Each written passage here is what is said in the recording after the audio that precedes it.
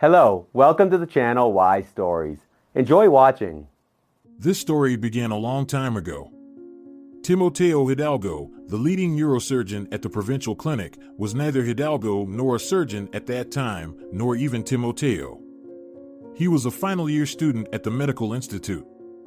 He was very embarrassed by his name. It was outdated and quite strange, Timoteo Hidalgo. His mother, of Arab origin, Dalia, wanted to name him Mohammed.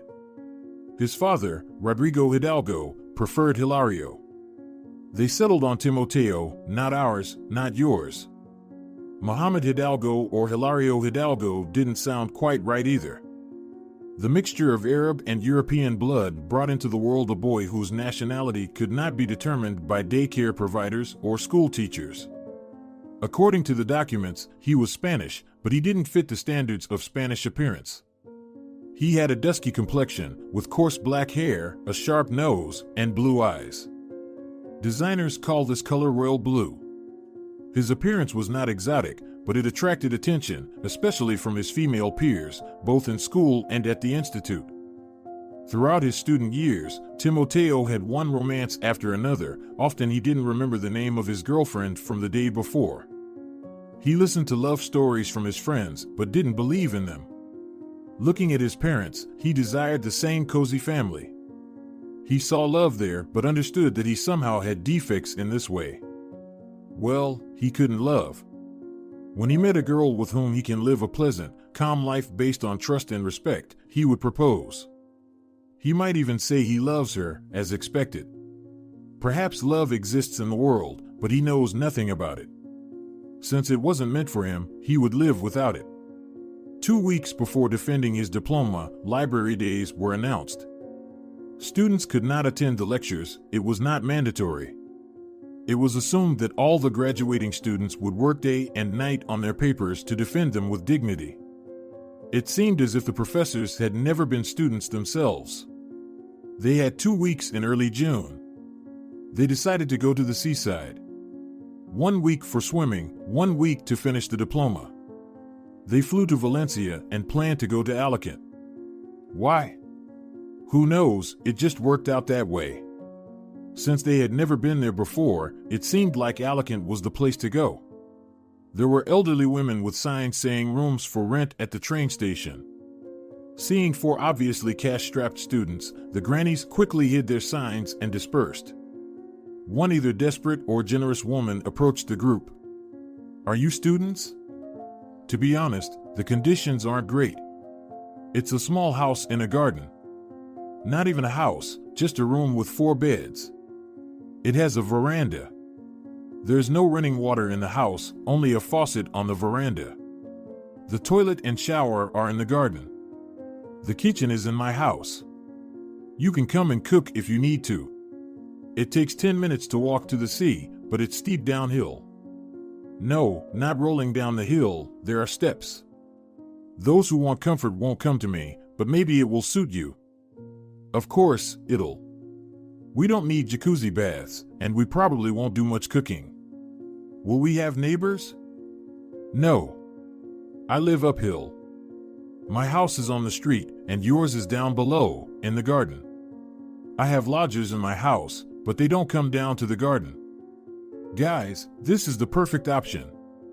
I hope no one minds we won't have a toilet in the room. I think we'll only be sleeping there anyway. Yes, the road was steep downhill, but Granny Gabriella easily stepped down from step to step.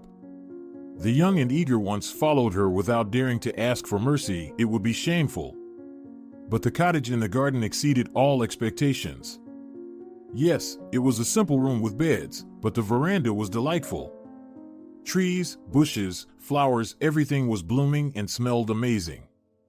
They didn't ask for their names. Who cared, really?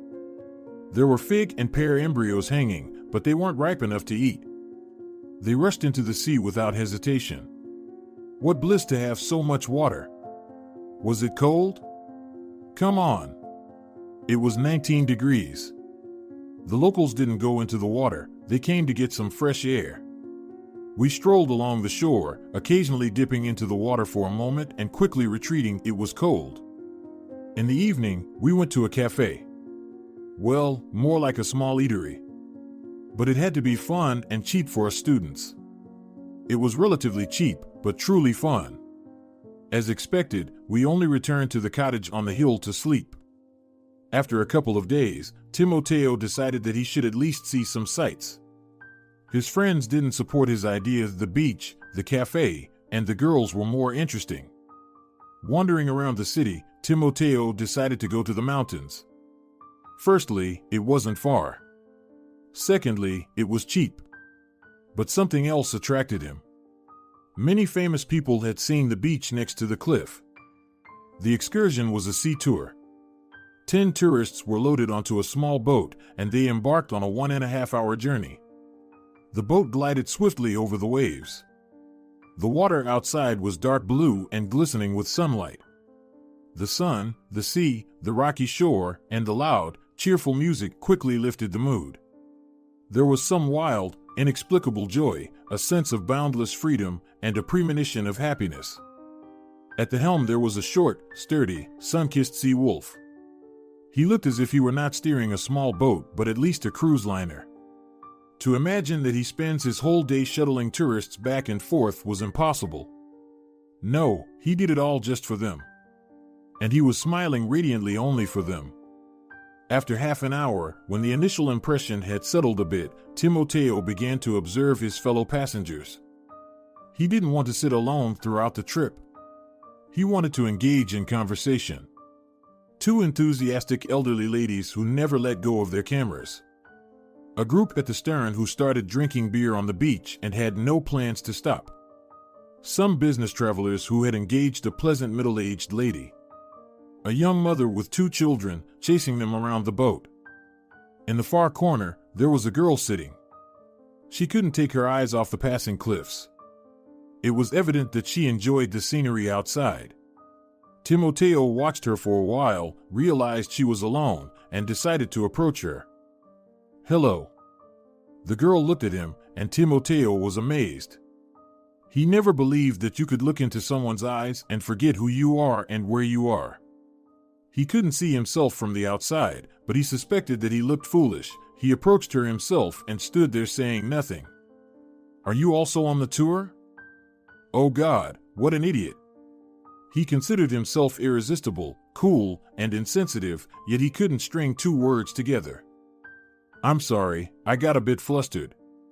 My name is Timoteo." "My name is Toya." "Don't worry so much, have a seat.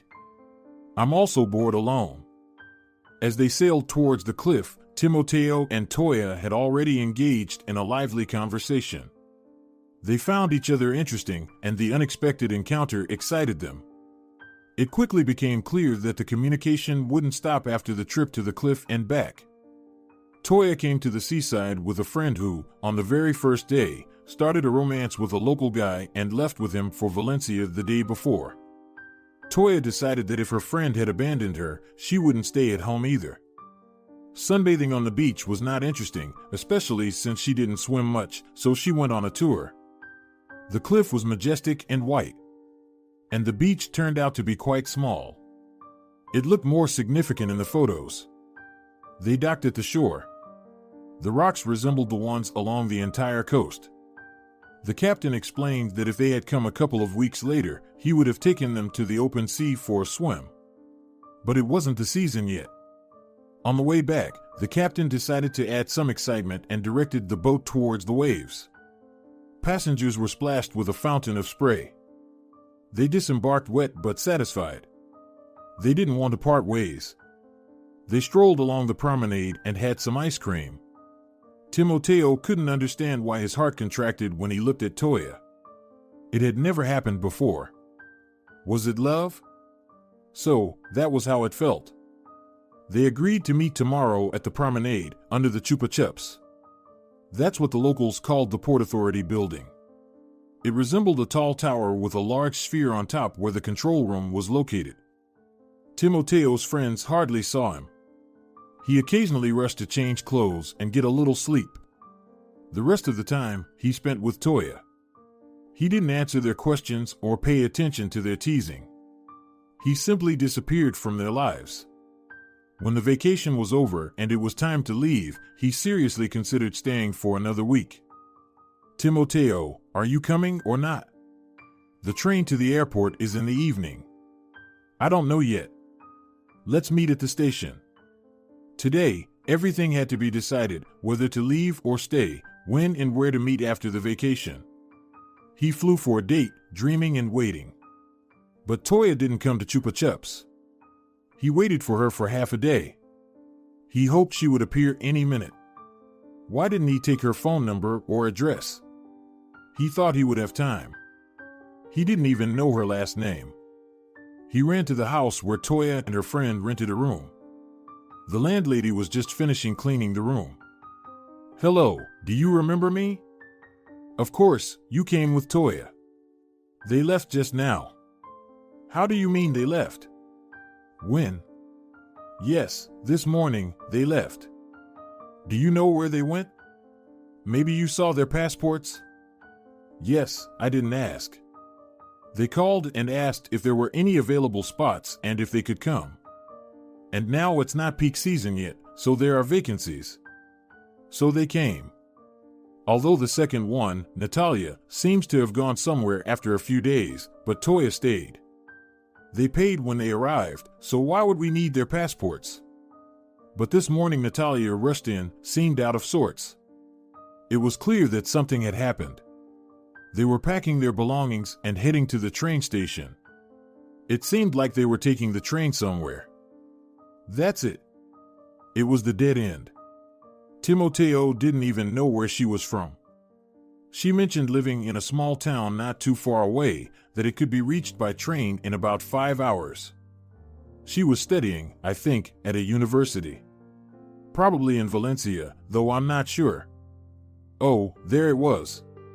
She was a philologist. She studied English and German languages, but specialized in German.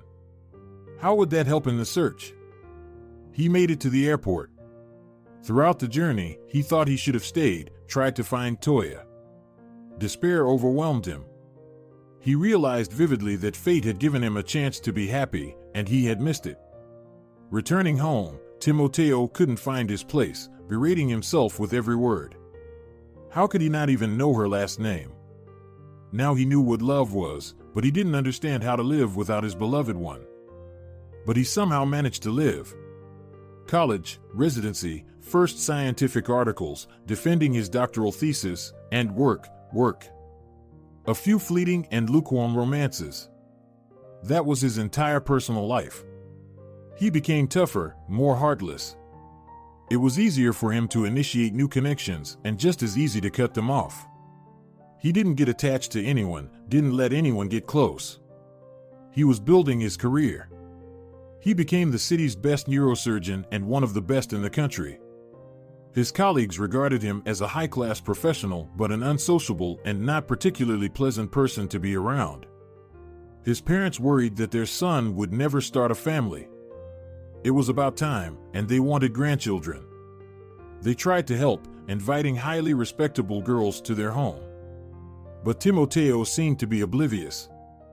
He behaved extremely politely, seeing them off to their homes, returning and looking with the eyes of a lonely person.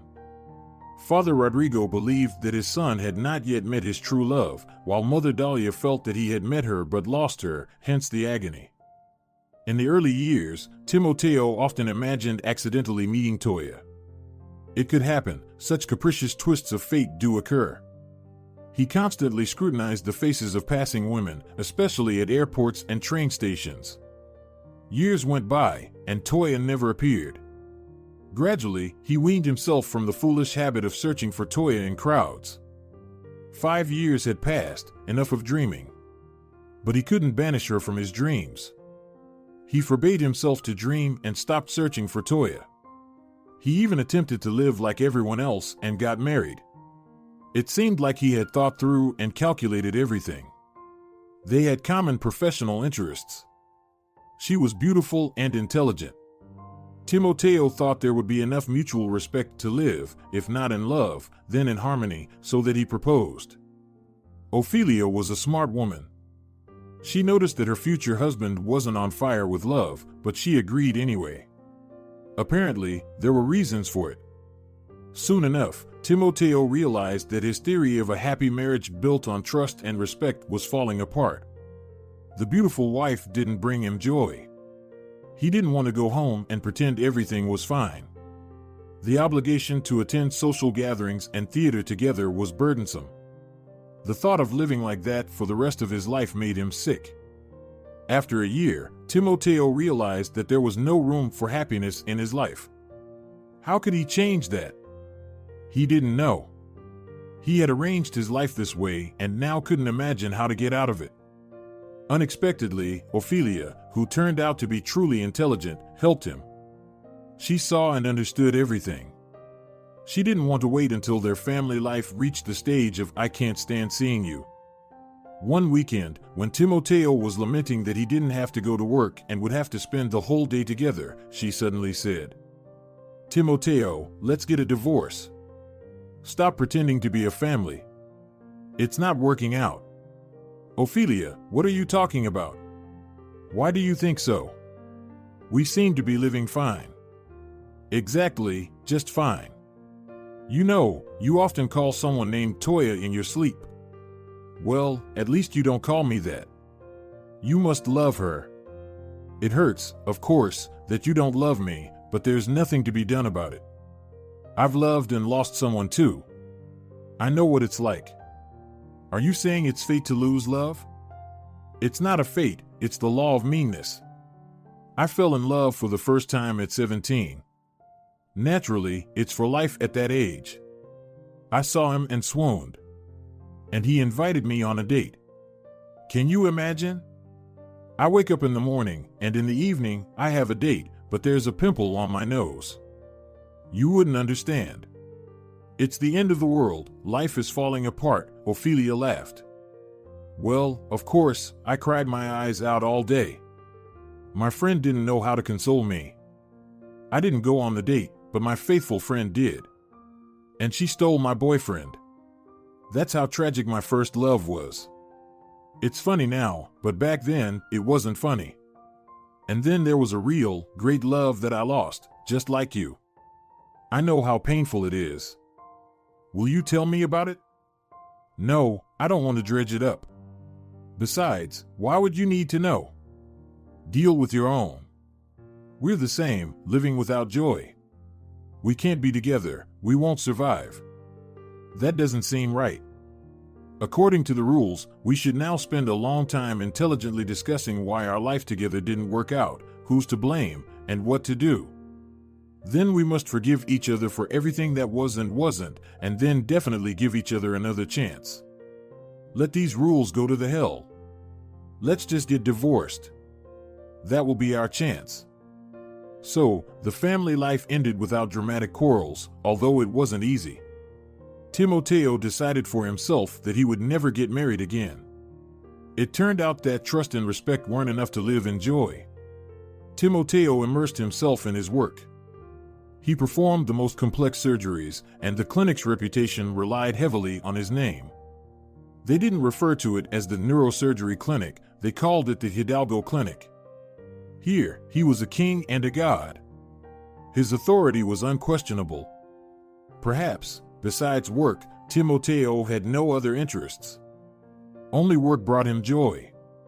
"Timoteo, the chief wants to see you," someone said. The nurses froze when they saw Timoteo. He was impossibly handsome.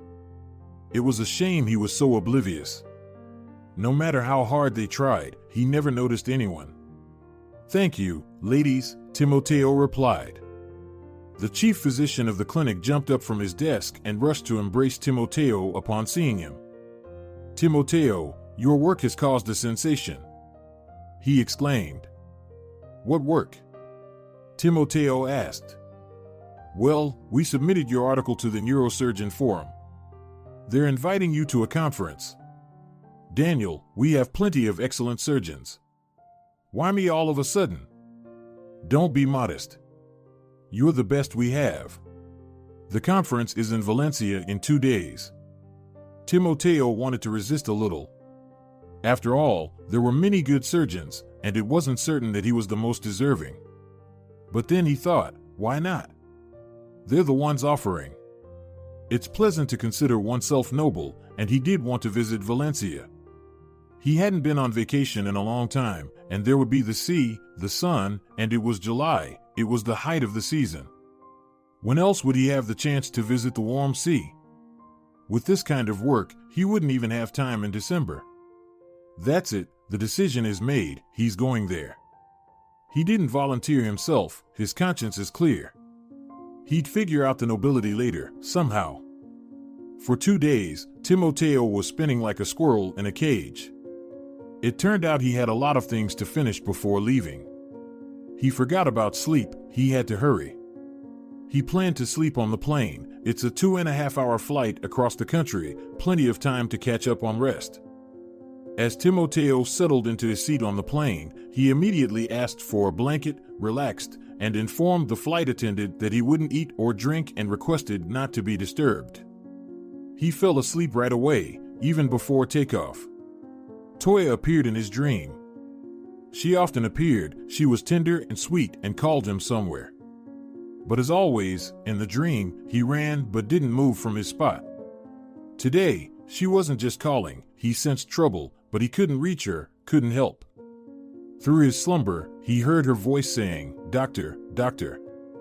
He didn't know if it was in his dream or reality, but he couldn't wake up.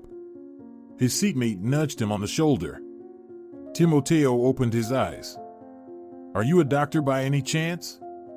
"What happened?" "Someone seems to be unwell, and they're looking for a doctor." "There are no doctors on the plane." "I woke you up." "What if?" "You did the right thing by waking me up." "I'm a doctor." The flight attendants were running around the cabin, waking up sleeping passengers, apologizing, and asking, "Are you a doctor?" Timoteo, with a heavy head and poor coordination after waking up, stopped one of the frantic flight attendants. "I'm a doctor," he said. She looked at him skeptically, but there was no other option. "What kind of doctor are you?" she asked. "What kind do you need?" Timoteo replied. "If only I knew. A child is feeling unwell. Can you help?" "Well, it's a good thing it's not a dog. I'm not a veterinarian. Although I'm not a pediatrician either. But at least it's a human being. Show me her." They cleared a space at the end of the cabin and set up some seats. There lay a 6-year-old girl, breathing heavily. At first glance, Timoteo couldn't understand what was wrong with her. And he couldn't understand, he wasn't a pediatrician, not even a general practitioner. It wasn't his specialization. But the girl needed to be saved. And there was nothing at hand. "Ladies," he addressed the flight attendants, "do you have a stethoscope, a blood pressure monitor, or anything? Bring everything and all the medications available on board. And clear everyone out of here." The flight attendants brought everything they could find and ushered away all the curious onlookers. Timoteo quickly inspected the medical kit. It contained a decent assortment of medications for all kinds of situations. Timoteo listened attentively, observed closely, and touched the girl. When she lost consciousness, he revived her. Her heart was fluttering, beating irregularly. He administered injections. For 2 hours, he fought to bring her back from the other side. The girl breathed evenly and fell asleep. Timoteo sat there, listening to her pulse, overwhelmed by a tremendous fatigue. It felt like performing surgery would be easier. But the girl slept, breathing peacefully. His vision was blurred as he was exhausted, and tears welled up in his eyes. He felt like he had just accomplished the most important task of his life. This saved girl was the most precious thing. "Please keep an eye on her. If anything happens, call me. And contact the airport, tell them to prepare emergency medical assistance." Moving with difficulty, Timoteo stumbled to his seat, sat down, and passed out. And again, Toya appeared in his dream. She beckoned and, for some reason, said, "Doctor, thank you." She had never said anything like that in 7 years. Startled, Timoteo woke up. "Toya." he exclaimed.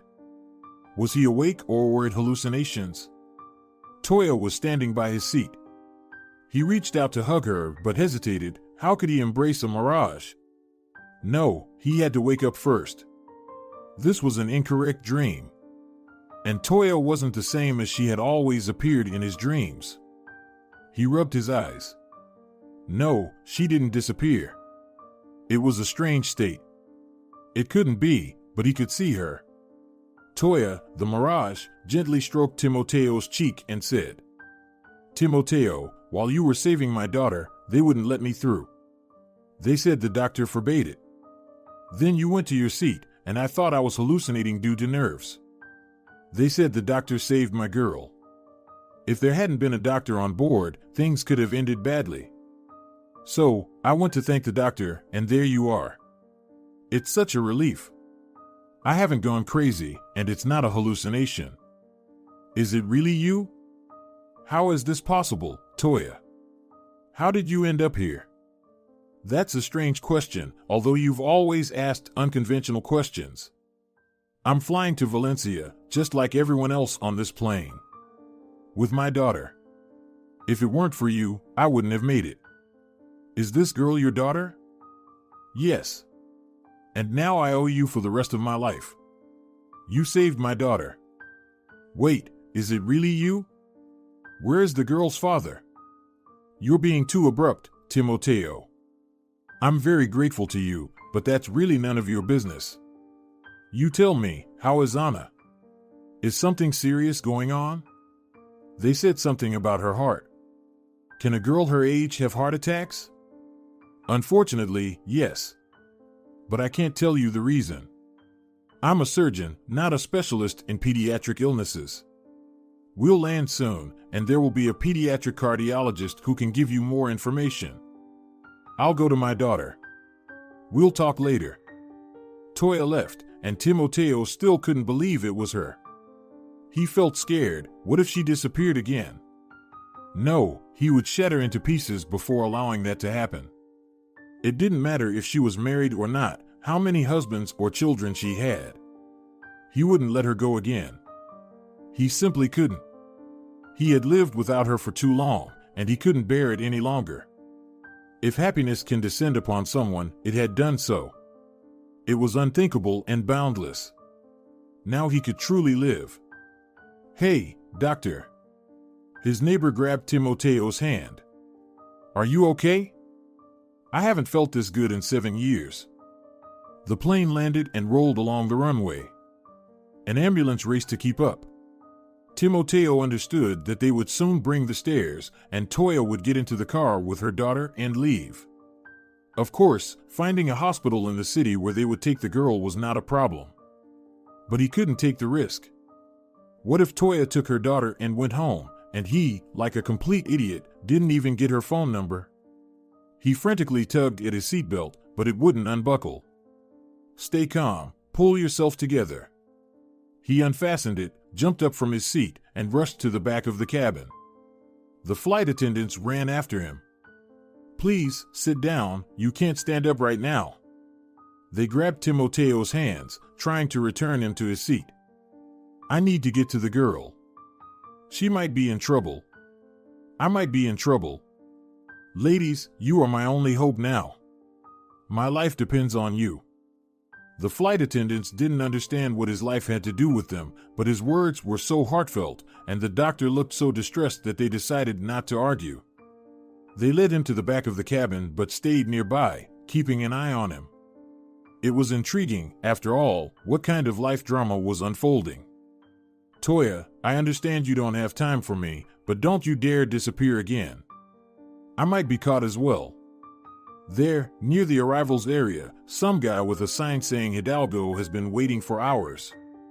I can't go with you. Promise me we'll meet. No, don't promise, swear it. We must meet. We will meet. Write down my phone number. The plane came to a stop. Toya and her daughter were allowed to exit first. Timoteo watched her walk away, and he started panicking. She was leaving again, everything was falling apart again. It can't be true, not twice in a row. Timoteo rushed to the exit, but it was impossible to push through the crowd of passengers who had been sitting in the plane for over 2 hours. Even if you were a doctor, the one they would later tell stories about, recounting the incident on the plane, even if you were the savior of humanity, Bruce Willis himself wouldn't have been able to save the world if he had to make his way through a crowd of weary passengers. When Timoteo finally made it onto the stairs, the ambulance was already flashing its lights at the airport exit. Well, at least he had her phone number. The guy with the Hidalgo sign was impatiently hopping by the exit from the arrivals area. He picked up the distinguished guest and hurried off to the hotel. He warned Timoteo that they needed to be back in an hour, and the drive would take half an hour without traffic. So, if he wanted to take a shower, he had to do it quickly, and then they should have gone. A very energetic young man.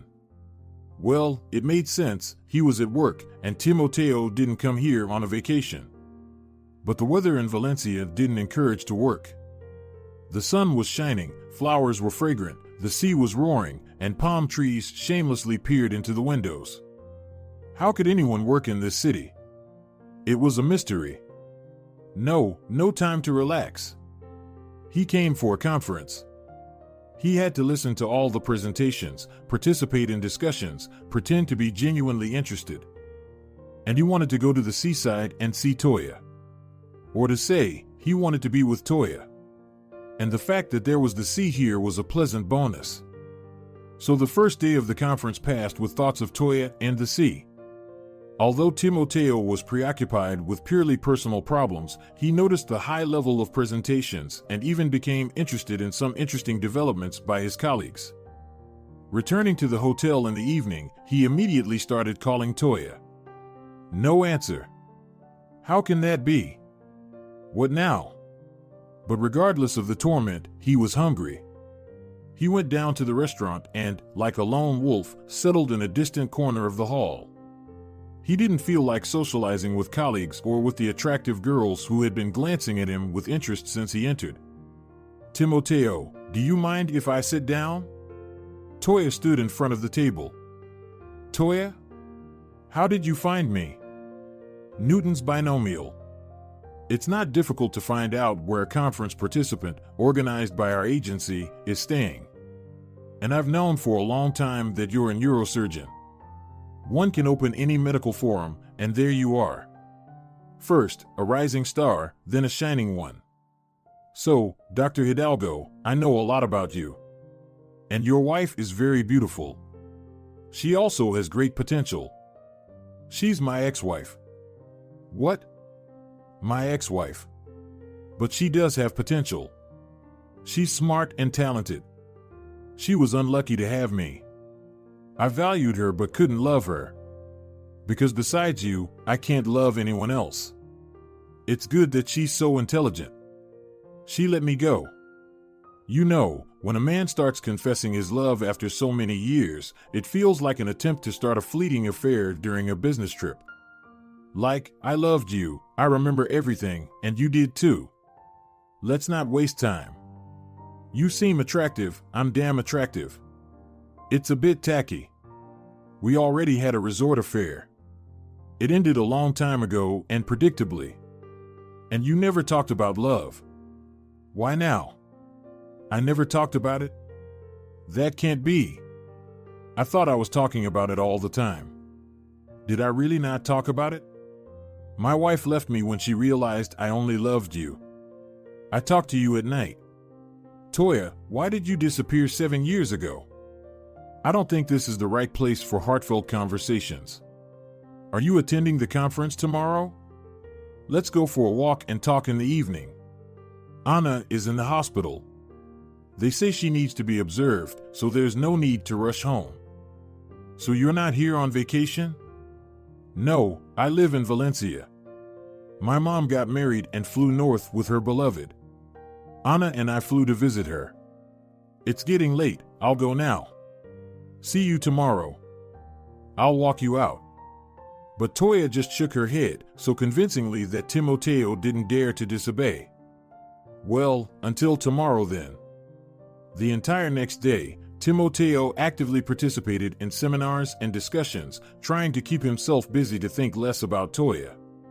He constantly checked the time and wondered why it was standing still. The day seemed endless. It felt like evening would never come to this southern city. Toya called several times, and Timoteo froze if she didn't pick up the phone for a long time. He worried and tried to come up with what he would say. He worried even more when he thought about what she might say. He had already gone through their entire conversation in his mind, both his part and hers. Oh God, what an idiot he was. Acting like a schoolboy before his first date. He was a smart, mature, serious man, but he couldn't keep himself together. He couldn't because he had been waiting for this meeting for many years. It seemed like the most important thing was to find Toya, and everything would naturally fall into place, everything would be as it was before. He never seriously considered the possibility that she might not want to return to the past. She had her own life, a husband, a daughter. It never crossed his mind that Toya could be happy without him. It seemed like they would meet, and she would run off with her beloved to the ends of the earth. Maybe she would run off, but there was no guarantee that the beloved one was him. If you were to look at the passions raging in Timoteo's soul from the outside, it would seem like there was nothing to suffer about. What's so special about it? It was a young love that remained a bright memory for some people throughout their lives. It seemed that if they had stayed together back then, life would have been a continuous celebration. Most likely, it wouldn't have been. He would have suffered, been disappointed, and doubted just the same. How many such stories are there? But everyone is convinced that such a thing only happened to them, and nobody on earth suffered like they did. Even if they told Timoteo that there were countless similar stories before and after him, he still wouldn't believe it. But Timoteo couldn't look at himself from a detached perspective. He had worked himself up so much that he approached the meeting place with a pounding and roaring heart. Toya stood by the railing, looking at the sea. She was remarkably beautiful, even more so than in her youth. Timoteo tried to figure out how old she was. If she was around 22 back then, she would be around 30 now. How did she live all these years? She was probably married. Or was she? He would ask now. But he was afraid to hear that she was married and happy. Well, what did you expect, Timoteo? A first-class surgeon, a man of dreams. What were you hoping for? That she had been waiting for you all these years, withering away? It couldn't be that way. She was looking fantastic. And there was a child. Timoteo caught himself thinking that he was jealous. He had no right to, considering his own past, but he was jealous. Toya, hello. Timoteo kissed Toya, thinking about how she would react. Would she push him away, or would she be offended? No. But she looked at him strangely, almost with a smirk. It was time to ask questions, and he was scared, his heart ready to leap out of his chest. Will you tell me where you disappeared to back then? It happened foolishly. I came with my friend Natalia. She met some macho man. She went on a couple of dates with him and ran off to Valencia. She said it was love. I tried to talk her out of it. I had a feeling that the guy was shady. But she already had starry eyes and couldn't hear anything. She ran off. It turned out her otherworldly love was deeply and firmly married. And his wife, seasoned by life experience, had long learned to quickly and accurately identify a fiancé and eliminate rivals. When we arrived in Valencia, we stayed at a cottage belonging to some friends. And when her lover briefly left, retribution came, his wife stepped into the picture. It didn't end with just a verbal battle. A stool came into play. In short, Natalia barely escaped. As she was running away, the wife yelled after her that she couldn't hide, that she knew her address and would find her there. Natalia came back with a bruise under her eye, screaming and crying. We quickly packed our things and got away from there. Why did you go with her? I couldn't leave her alone. She wasn't in a good state. Besides, you know, when you're afraid, you tend to exaggerate things. She was hysterical, and I got scared too. And where did you go? Where else? We rushed back home.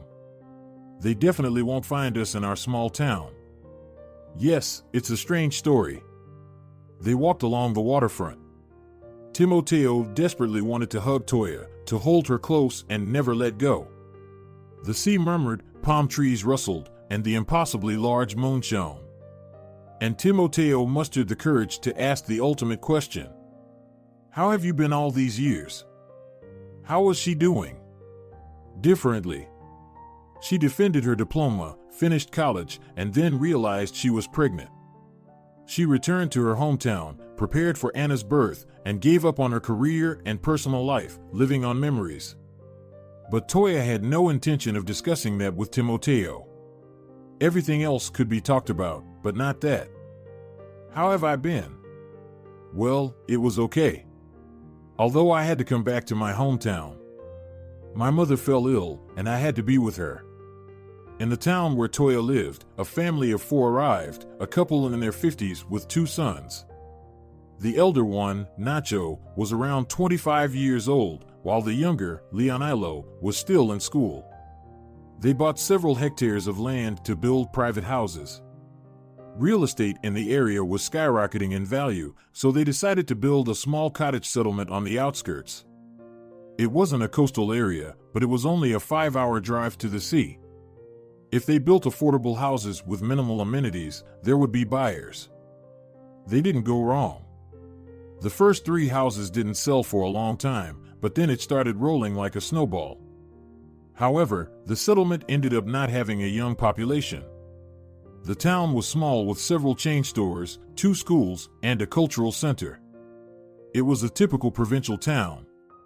There were several sculptures, a cultural center with columns, and a park with a rotunda behind it. It was a place where almost the entire town gathered on holidays.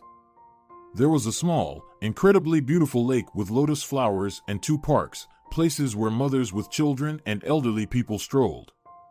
Although the parks could have been omitted because every street could be called a park itself, every plot was a flower bed.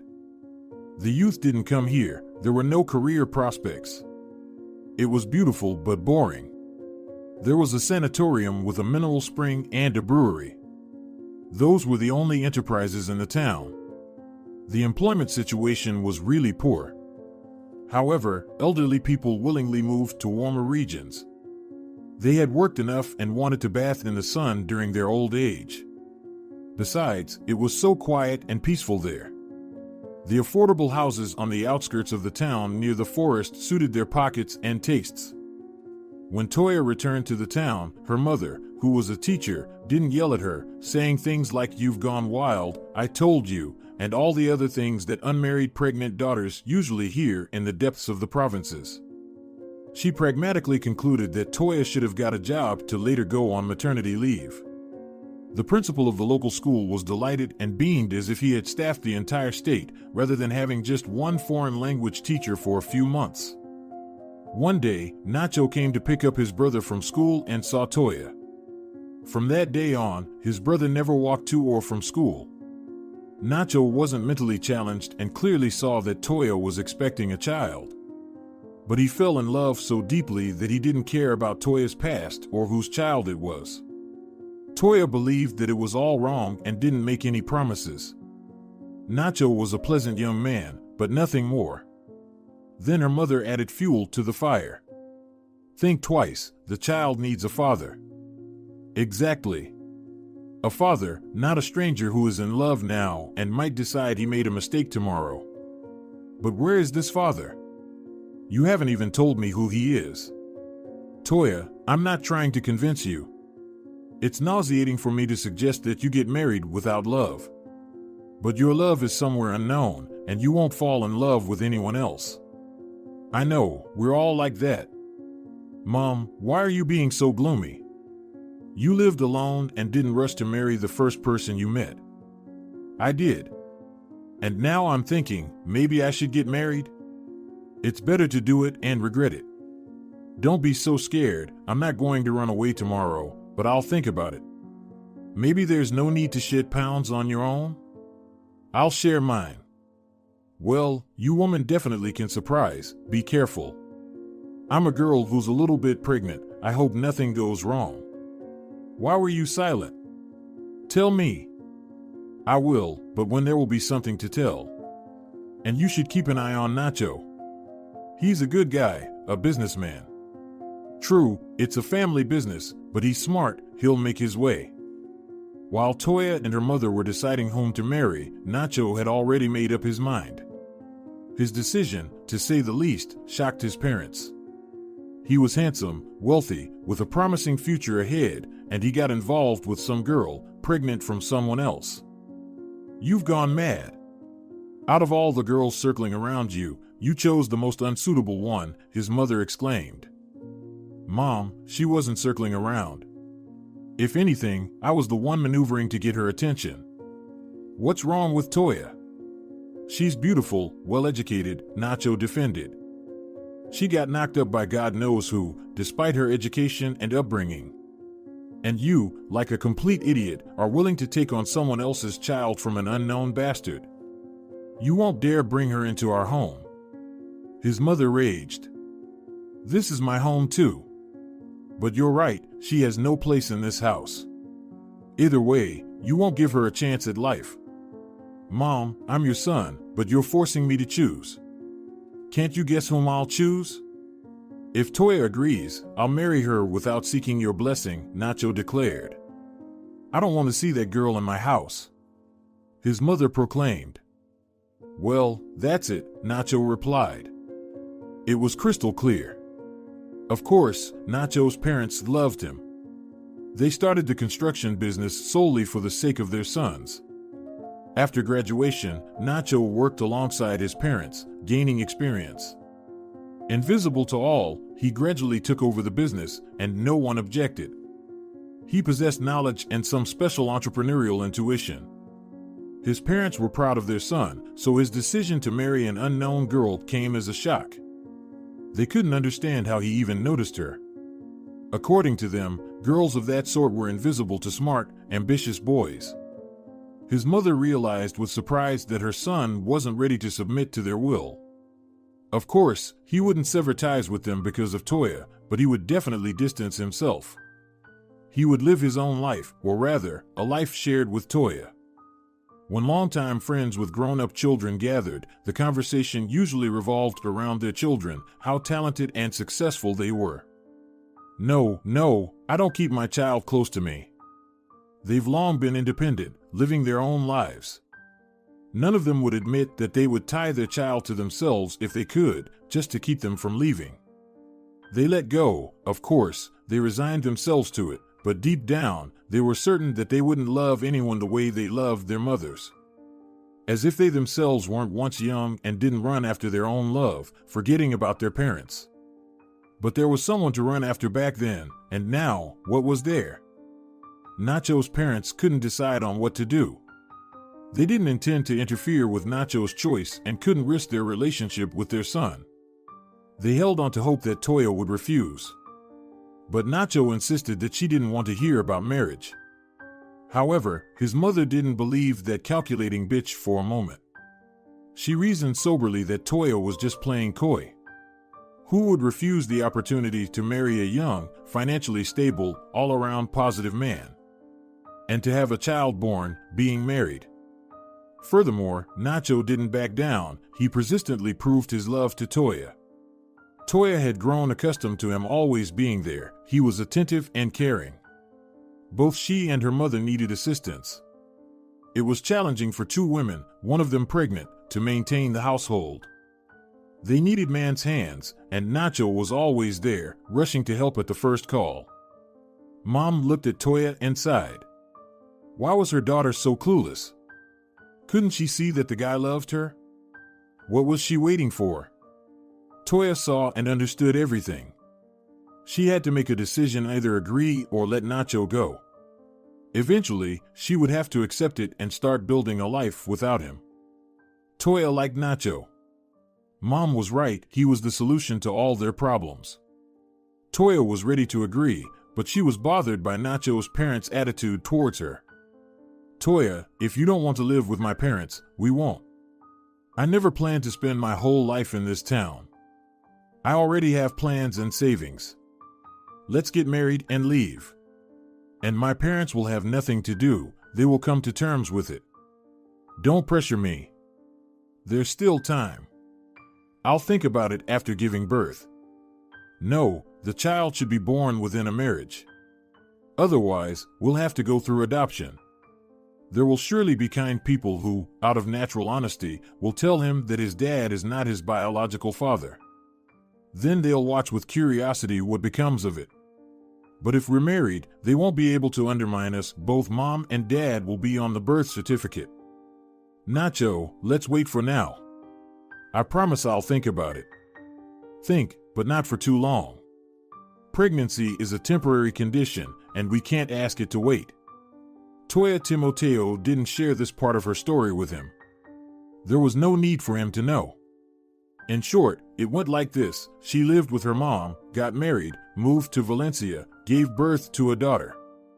There was nothing more to hide, and Toya told him how it happened, except for some details. After all, Nacho convinced her. Or maybe it was her mom who wanted her daughter to be happy.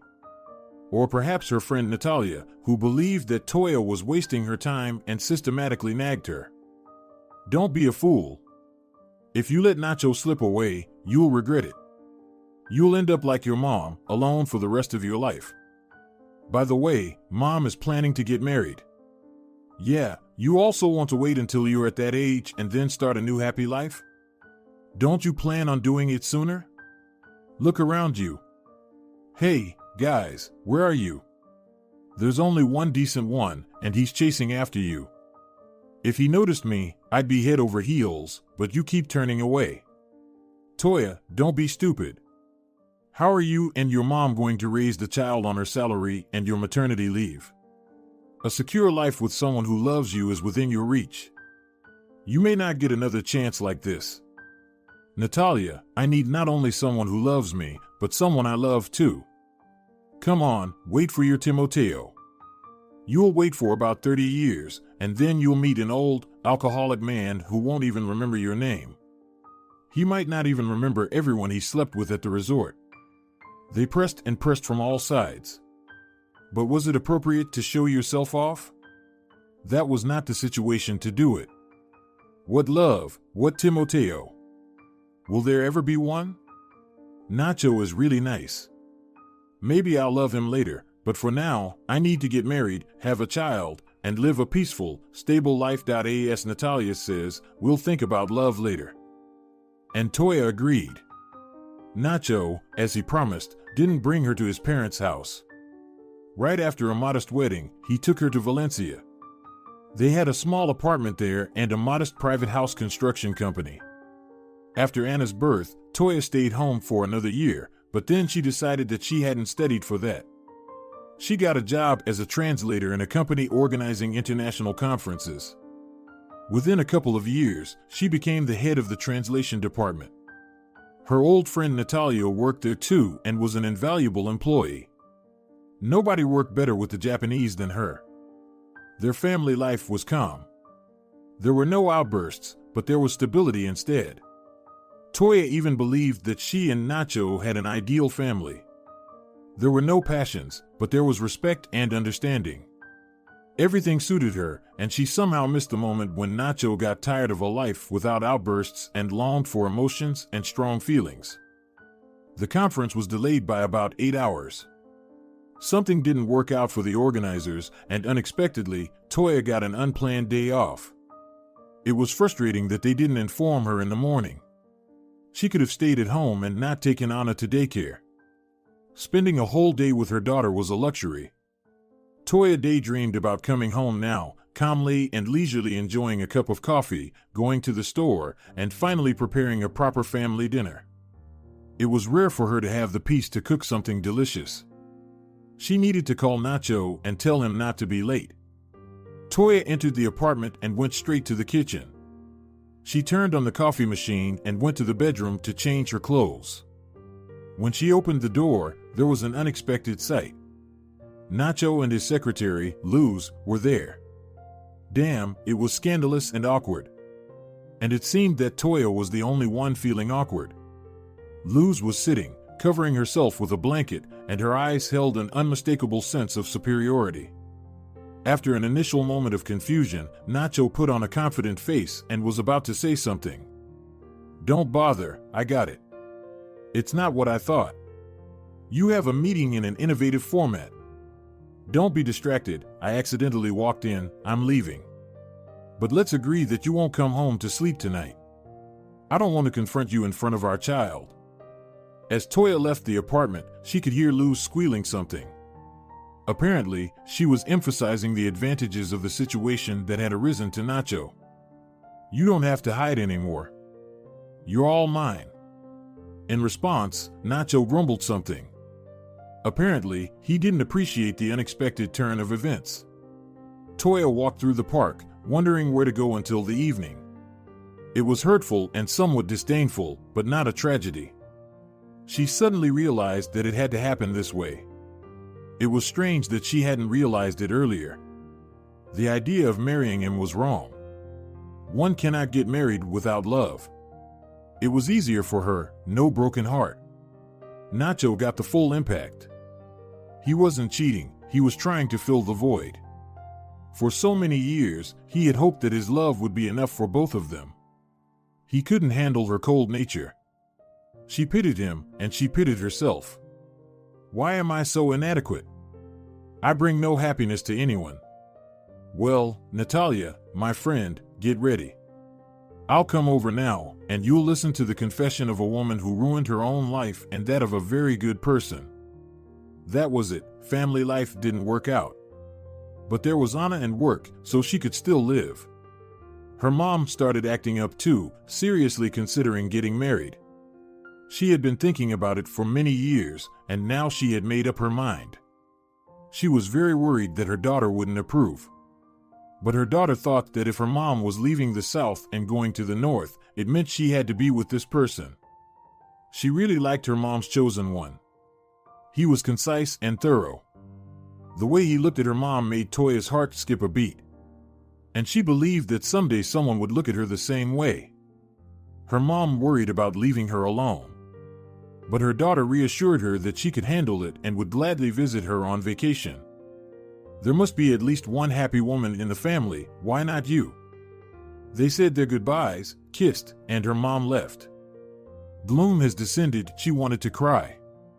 She was happy for mom, but she wanted happiness for me too. Nacho left Toya's apartment and moved. True, not to Lou's apartment. Their relationship didn't work out either. Toya didn't try to win him back. This page was turned, she wanted him to be happy. Life was settled, improved. She had daughter, work, Natalia with her endless romances, there was enough adrenaline, no time to be bored. And love. Well, love. It's good that a person has it. At least she knew what it is, and she was grateful for that. As promised to mom, they went on vacation up north. She was a bit nervous. What if she saw that mom was unhappy, regretting her decision? But mom was absolutely happy. She enthusiastically talked about her wonderful Maikilo, her extraordinary city. And the fishing. Look at these mushrooms. I picked them myself. I'll give you some. And there's also jam made from forest berries. You'll take that too. Mom, calm down. I won't carry jars with me. Tell me about yourself, not about mushrooms and berries. What can I say? I'm to blame in front of you, I'm an old fool. I convinced you to marry Nacho. I thought it would be better that way, not being alone. I only realized now, there is no happiness without love. It might seem funny when an old aunt talks about love, but you know, I'm not ashamed. I've never been this happy. And my Maikilo is so reliable that I don't even doubt, it's forever. We'll live together as long as we have left. Mama, Toya hugged her mom and couldn't hold back tears. You waited for happiness, and I'm happy for you. Yeah, I'm happy, you're happy. We should be careful not to be drowned in happiness. Tell me, do you still live alone? Is it really such a blow to family life that you don't even hope? Looking at you, I hope for the best. Stop teasing me. You don't have to wait for my age to get married. Maybe the third eye opened, or maybe I sense it with my heart, but you won't remain alone for long. Thank you, fortune teller. Whether Mom was a fortune teller or not, Timoteo turned out to be on the plane. Toya told Timoteo this story, skirting the sharp edges. When Timoteo listened, he thought how similar it was. It was like they had one life for the two of them. And now they stood together at the edge of the sea, as if those years, shed tears, and foolish marriages never happened. The conference lasted for 10 days. They could have made a stricter schedule and finished in 5, but the organizers were understanding people. The participants flew in from different parts of the country. Many only met at such forums. They rarely got a chance to relax. Due to their busy schedules, they didn't take vacations for years. But here they were, near the sea, in Valencia, and TI was July. Timoteo was infinitely grateful to the organizers, his management, and his timely suppressed nobility. Otherwise, he would have never met Toya. On one of the days, Toya said that she must have been home in the evenings Natalia was coming. Even before Toya went to her mom, Natalia announced that she had found a real prince online. She said, "I'm flying away, but I promise to return." "Where are you heading again? Where did you find a prince?" "You brought it upon yourself. Remember, you asked to work with the Arab delegation. I'm a Japan expert, of course, but I agreed to help our agency. Although Arabic is not my forte, that's where I encountered either a prince or an illegitimate son of some sheik. I didn't really investigate, but he's outrageously good looking. Those black eyes can drive anyone crazy. Apparently, they drove you crazy. Are you planning to join his harem? How many wives does he have? What number will you be? Toya, don't consider me a fool. I'm not planning to get married. Remember the classics? We all learned a little something and somehow. Well, they taught me not just somehow but conscientiously. I know what Arab mentality is. Being a foreigner doesn't matter. The main thing is that I'm a woman. As long as he desires me, there will be gifts and adoration. When it gets tiresome, I'll just leave and conveniently forget his name. I won't let it escalate to the point of being thrown out. I'll enjoy a month of luxury and adoration. You're certainly daring, but shouldn't there be some self-preservation? Aren't you afraid? As it turned out, she wasn't. What can you do with her? Discouraging her is pointless. Pretending to understand and saying she's doing everything right due to her conscience is the only option. The only thing left is to pray for her safe return. Oh, Natalia, when will you get the lessons life is giving you? How much can you risk? Toya couldn't cancel the meeting with her friend. She had been on pins and needles for a whole month already. Missing an evening with Timoteo was impossible. How many of these evenings were left? This time, Timoteo was invited to Toya's house for the first time. It would be improper to scrutinize her home. Timoteo discreetly observed what Toya had in her house. He wondered how she lived. She lived well, not in poverty. But she couldn't hide her loneliness. There was only one pillow on the bed and one cup on the table. And he was responsible for that. Now he was sure of it.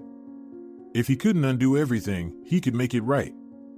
They say fate chooses. No, fate gives choices. And the decision is yours. Timoteo chose Toya. He had chosen her a long time ago, always knew that. Now he had to explain to fate that his choice was right. Fate, don't turn away, help. While Timoteo philosophically conversed with fate, materialism burst into Toya's apartment in the form of Natalia, who was tanned and radiant. She rushed towards Toya, hugged her, and kissed her. Natalia didn't notice Timoteo at first. When she saw him, she struck her signature pose. Oh my, what a man! Although the man seemed to react rather weakly. Usually, such beauty knocks people off their feet more actively. Understandably, he was taken. What a quiet person Toya was. Natalia, it's Timoteo. No way. Is that him? You could have at least hinted that we have a full-fledged Hollywood star here. He's no less than George Clooney. I apologize, I'm just amazed by this news. What wind blew such a handsome man in our direction? Timoteo was taken aback by the intensity and could only mutter, "It's a coincidence. Business trip." "It's not a coincidence. It's fate," Natalia said, with a fierce expression on her face, biting her lip, and approached Timoteo, her eyes gleaming. "I see it clearly, if you hurt Toya, you'll die.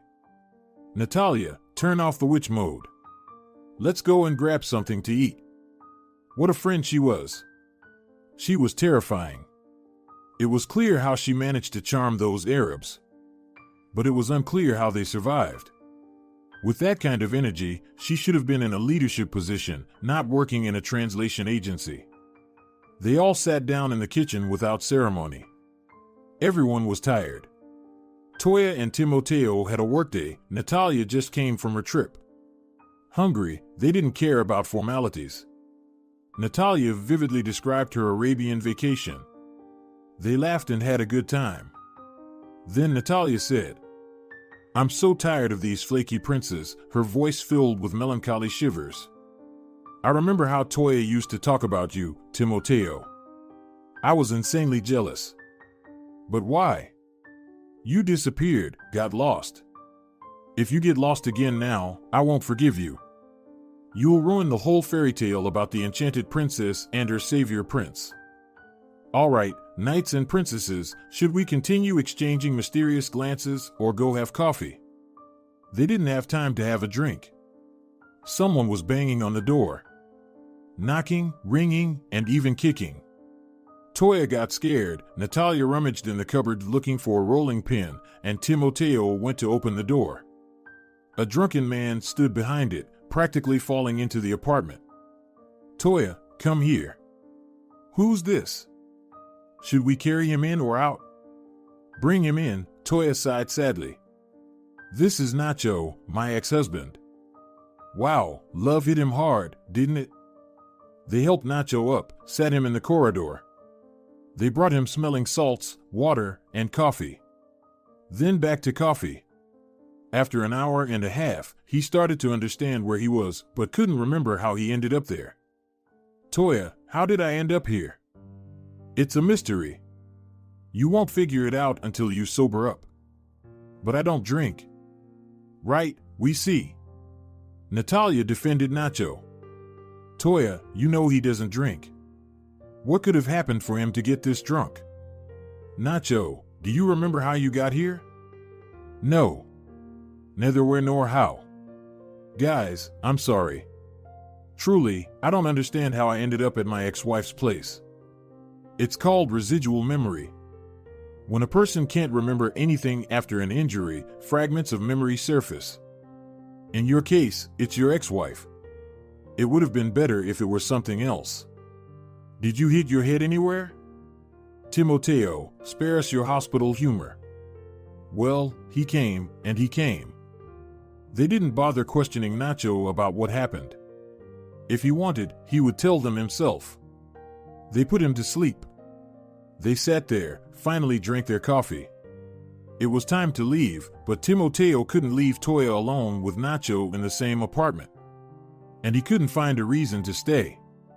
Resourceful Natalia came to the rescue and said directly, "Toya, you don't want to spend the night here with your ex-husband, do you?" "No, but where can I go? I can't just leave him like this." "And don't. I'll take care of it, and you accompany Timoteo. You should have a walk right now." "Natalia, are you kicking me out of the house?" "Toya, I'm begging you, give me a chance. You know I've had my eye on Nacho for a long time. And now such an opportunity arises. Timoteo, let me tell you, 7 years ago you were much more decisive. Will you wait another 7 years? Timoteo, won't you leave a lady on the street and let her spend the night?" Natalia simply pushed them out of the apartment. "If you're so modest, take a stroll along the waterfront all night, and don't bother me.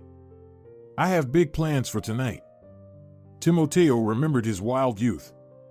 He remembered how easily he entered relationships that quickly turned physical. But now he couldn't come up with something to say that would convince Toya to go with him to a hotel. Toya, where will you spend the night? Maybe we should go to my place? Yes. That simple yes undermined Timoteo. What an idiot he was. Why didn't he search harder? He wasted 7 years of his life, and now almost a week. She loves him. And she felt just as bad all those years. In the morning, Timoteo stared at the sleeping Toya for a long time, hesitating to wake her. What if she says, "Sorry, it was all a mistake"? He couldn't bear it. She opened her eyes. "Good morning. Did you sleep well?" Yes, and not sleeping was even better. She reached for Timoteo and kissed him. His heart sank somewhere, and he felt goosebumps all over his body. Toya, we haven't been living very happy until today.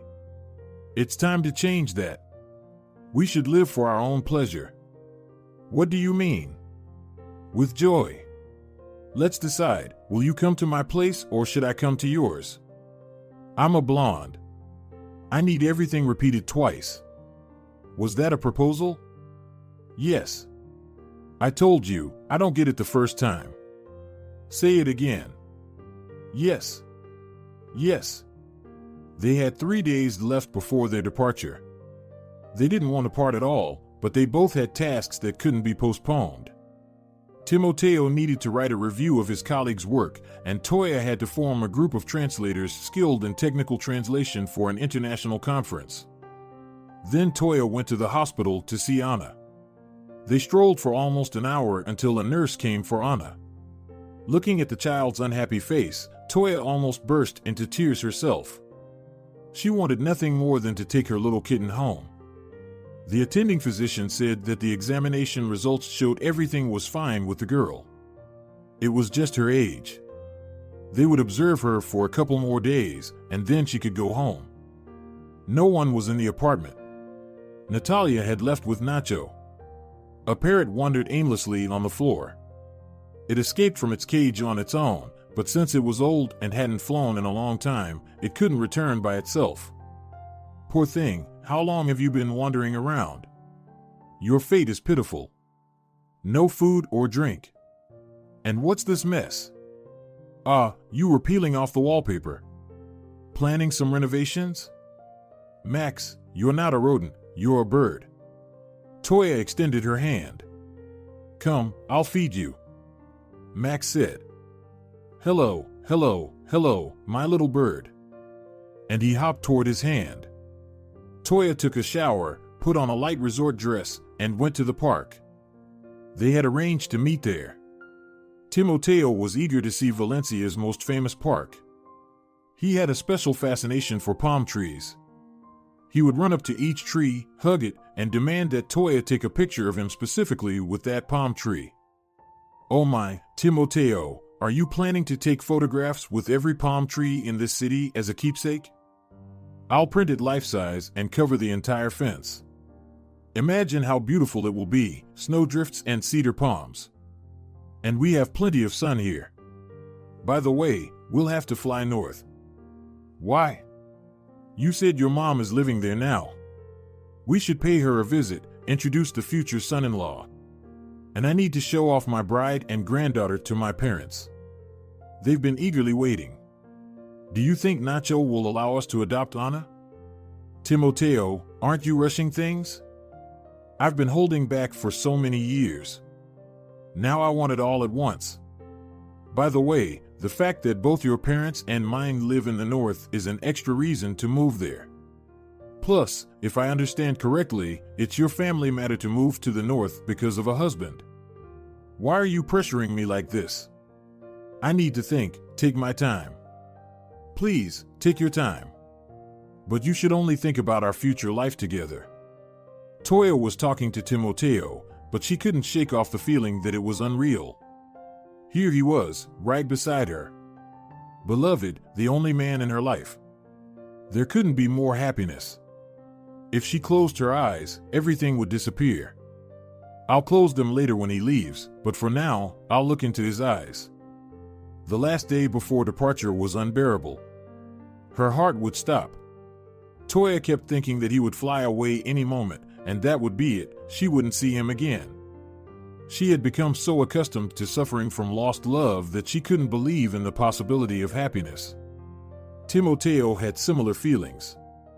He couldn't tear himself away from Toya. It felt like if he let go, he would lose her. She wanted to accompany him to the airport, but he forbade it. Let's say our goodbyes here. Farewell against the backdrop of departing planes would shatter our souls. It's a sign of hopelessness. Toya, as soon as Anna can fly, I'll be waiting for you both at my place. I love you and don't want to live without you. Please, don't disappear again, it's a bad habit. Toya gradually regained her composure. She immersed herself in work, which she had honestly neglected. Suddenly, she remembered that her wayward friend Natalia had disappeared somewhere. It was true that she hadn't called or messaged. It wasn't a good sign. Had she gotten herself into trouble again? But then Anna was discharged from the hospital, and there was no time to think about Natalia. Sorry, my friend, we'll come to your rescue a bit later. Natalia showed up on her own, and apparently, she didn't need to be rescued. As always, she was like a whirlwind and fireworks. It seemed like she was taking up too much space of the apartment. Anna rushed into her arms. She missed her so much. It's always so much fun with Aunt Natalia. And she brings gifts too. Shrieks, songs, dances, all at once. They made noise, played around. Anna started playing with her new toys, and the friends went to the kitchen. Toya could see that Natalia was bursting with the desire to share everything with her friend. It was unbearable to endure any longer. She had been silent for so many days. Toya assessed the situation and understood that it wasn't the right time for her. But now they could finally talk, like two happy women.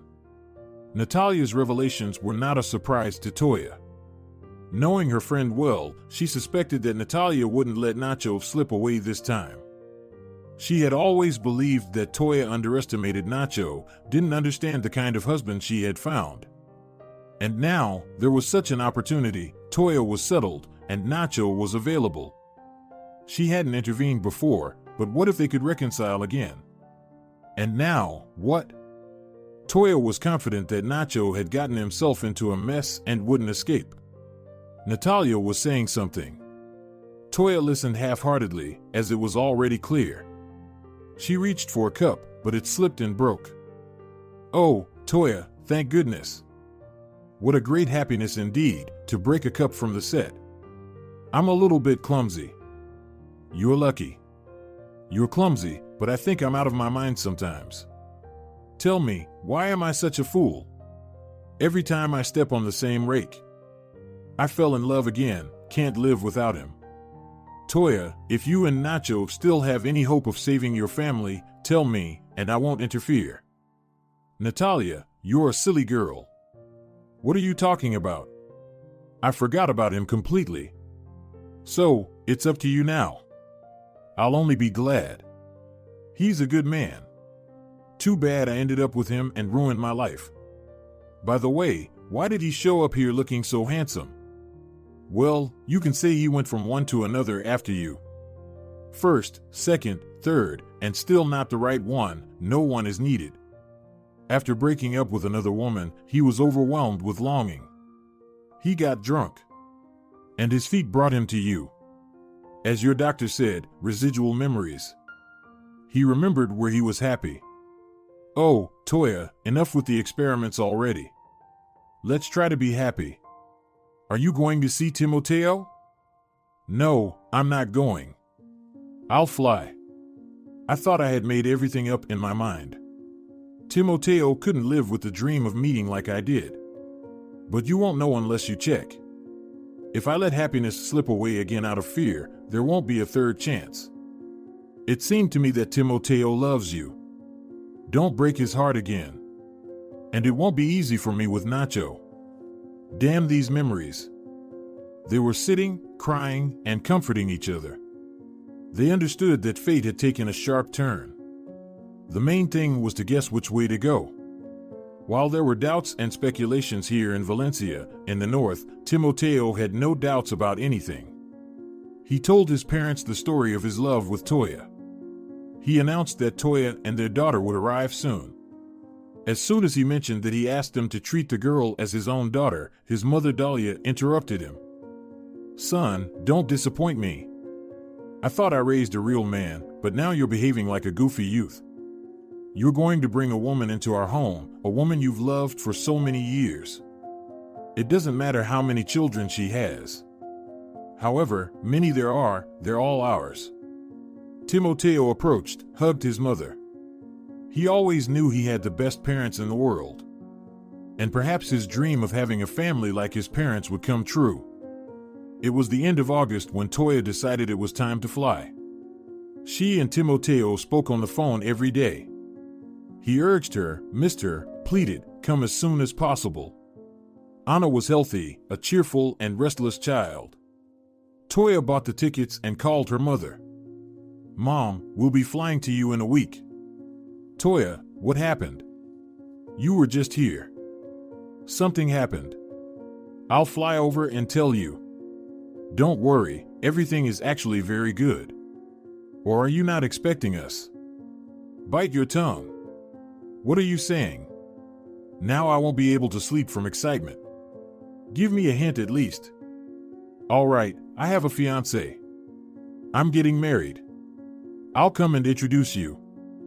"That's right. All the most eligible bachelors are here." "Well, who would know better than you?" The pre-flight preparations took so long that Natalia never got a chance to meet up. I wonder how things are going for her with Nacho.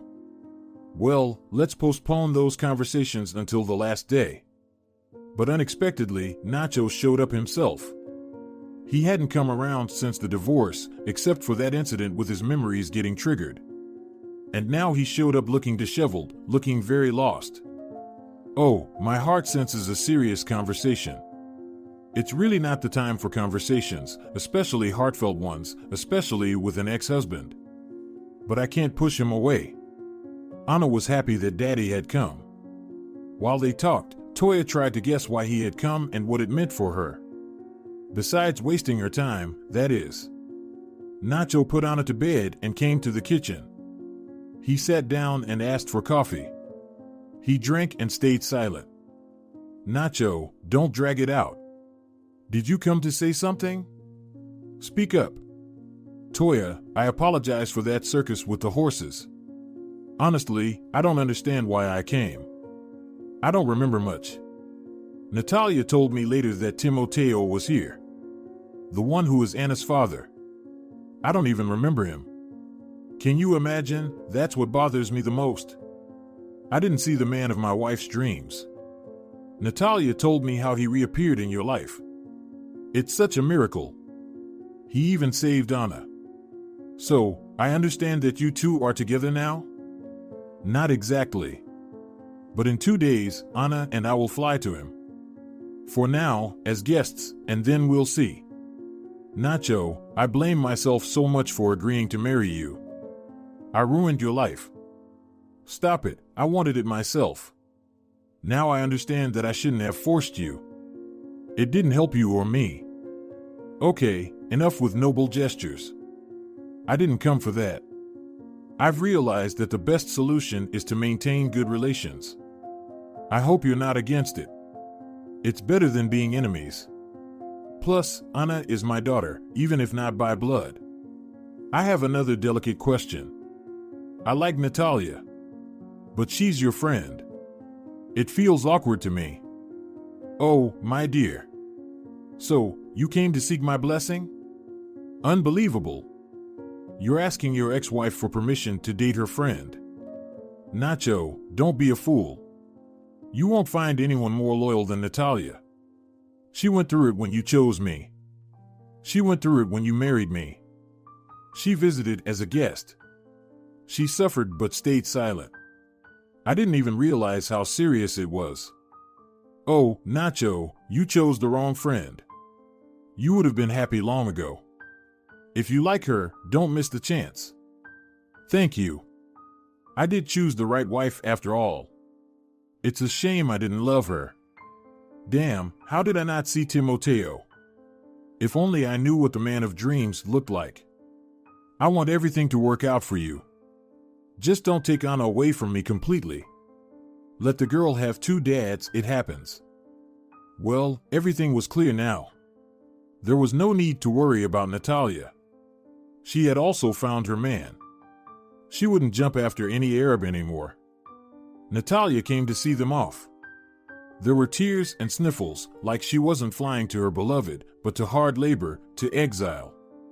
She'd wither away, disappear, and we wouldn't see each other again. Tanya found it both pleasant and funny, such a drama. She even forgot about her personal life, she was worried so much.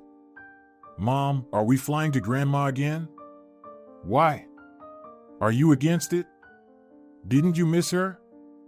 I missed her. But are we going to fly to her all the time? We'll see. Another 2 hours on the plane, different kinds of thoughts were crawling into the head. Where was she rushing to? Dragging her daughter along. What if no one was waiting for us? It was just a momentary weakness, nostalgia for youth. It happened too fast. There was no time to think and evaluate. What if the chaos of events and the euphoria of the meeting were mistaken for love? Maybe love had long passed? Just pleasant memories? No. Toya was completely sure of herself. She just didn't believe that someone else could experience such strong feelings. As always, she thought that only she had such love, no one else was capable of it. And she was unworthy of such feelings. Is it an inflated self-importance or low self-esteem? That's how Toya flew to hell to marry the devil. Timoteo arrived at the airport an hour before their arrival. He couldn't sit still at home. He couldn't stay there, couldn't bear it. He paced around the arrivals hall. His parents were eager to meet the bride. Timoteo, with a strong determination, stopped them at the entrance. His nerves were already on edge, he had no strength to watch over them. Set the table. They'll arrive hungry. You know how they feed you on planes. His mother looked at him with pleading eyes, but he didn't give in. They lived their whole life without Toya, they could endure a couple more hours. But he couldn't wait any longer. Where was that plane? It was time already. The flight's arrival was announced. Timoteo rushed into the arrivals area. Just a little longer to wait. Passengers started coming out into the hall. He saw Toya with their daughter. Now he felt a bit relieved, they had arrived. Just a few more minutes, and Timoteo was hugging Toya. The little girl looked at the unfamiliar uncle with curiosity, wondering why he was kissing her mom so tightly. While they were driving to the city, Toya tried to say a few times that she would go live with her mother, but Timoteo didn't want to hear it. We will live with me, and now we are going to my parents. They are going crazy, they were ready to run to the airport to see you. Mom will worry. She knows that we have already arrived. Well, call her and say that we will come tomorrow. The parents were waiting at the gate. How long have they been here? It's unclear, but definitely not just arrived. Who was more worried is the question. They say mothers-in-law never like their daughters-in-law. Not true, Dalia immediately liked Toya. She wanted such a wife for her son. Beautiful, smart, sensitive, and in love with Timoteo. Anna was looking at unfamiliar people they brought her to. Who is this, Mom?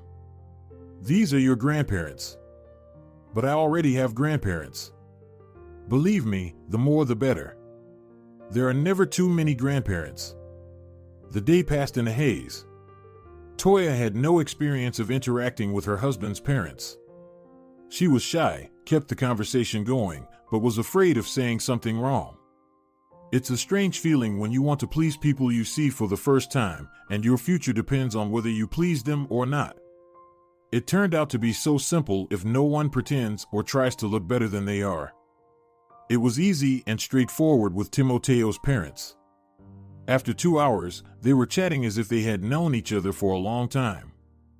Dalia immediately started calling Toya daughter, as if her son brought his wife to meet them, not just a girlfriend. It was pleasant and unfamiliar. Anna quickly settled in, realizing that these grandparents were just like the one she knew. They gave her all the delicious treats and didn't let her get off their laps. It's good that she now has many grandmas and grandpas. As Toya and Anna were heading to the car, Dalia called her son. Timoteo, son. Why didn't you say that you have a daughter? Why did you abandon her? Mom, what are you talking about? This is Toya's daughter from her previous husband. Are you blind? This is your daughter. Don't say anything now, but ask Toya later. I'm sure she will confirm it. You said you had a romance. Think about it. I know it will all make sense. And I don't need to count. She looks like you in childhood. Timoteo believed it immediately. How did he not realize it himself? He wouldn't even ask. It was clear enough. Poor Toya, how difficult it must have been for her. Now all the troubles were behind. No one would dare to hurt them. The thought that he has a daughter didn't quite fit in his head.